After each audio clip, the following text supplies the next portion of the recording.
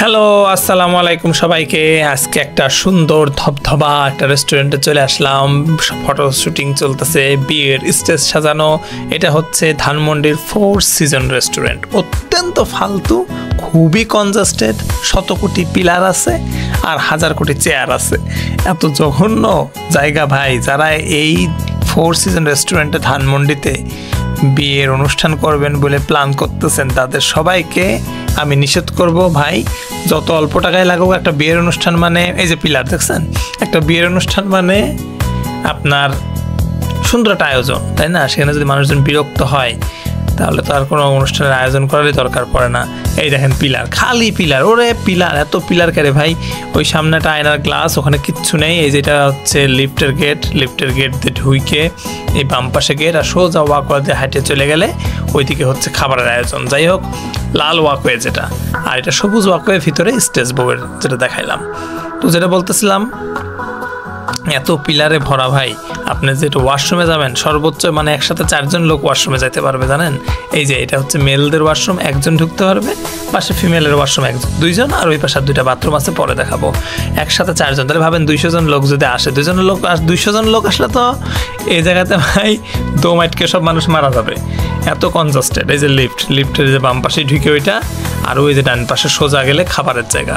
আচ্ছা, সোজা আমি যাবো, সোজা যায় আগে দেখে আসি, চলেন। এই যে মানুষজন ছবি তুলতেছে, ওই যে একটা খয়রাতি ফটোবুথ দেখা যাচ্ছে। হ্যাঁ, একটা খুবই নিম্নমানের ফটোবুথ। আরে ভাই ফটোবুথ যাই হোক, থাকুক, একটা ফটোবুথ থাকা। এই যে খাবারের জায়গা, আপনাকে একটা কথা বলে রাখি, এই যে খাবারের জায়গা দেখতেছেন, এখানে 156 জন মনে হয় একসাথে খাবারের জন্য বসতে পারে একবারে। কিন্তু মজার ব্যাপার হচ্ছে, আপনি এই খাবারের জায়গা থেকে যদি বউয়ের স্টেজের দিকে যাইতে চান, পারবেন না। এই যে জায়গাটা দেখেন খাবারের জন্য, হ্যাঁ আমি বলবো খাবারের জায়গাটা সুন্দর, খাবারের জায়গাটা খুবই সুন্দর, কিন্তু মনে করেন যে পিলারে ভরা, চারদিকে প্রচুর পিলার। এই যে পাশে বাথরুম আছে।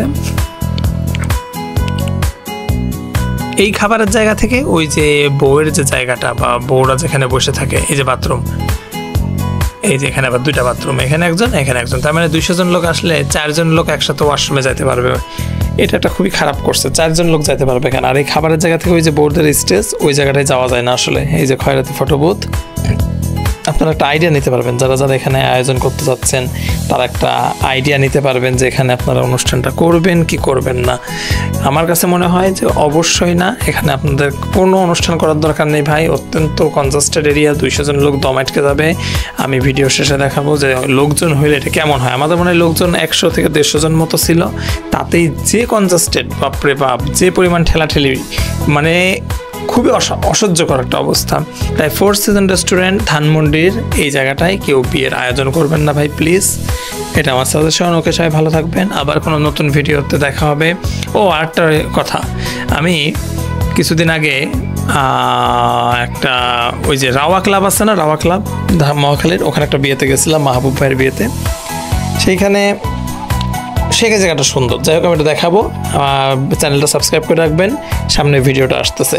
ওকে, বাই বাই, আল্লাহ হাফেজ, টাটাই। কনজাস্টেড ঘোড়ার ডিমের 4 সিজন রেস্টুরেন্ট বয়কট করুন, টাটা, বাই বাই।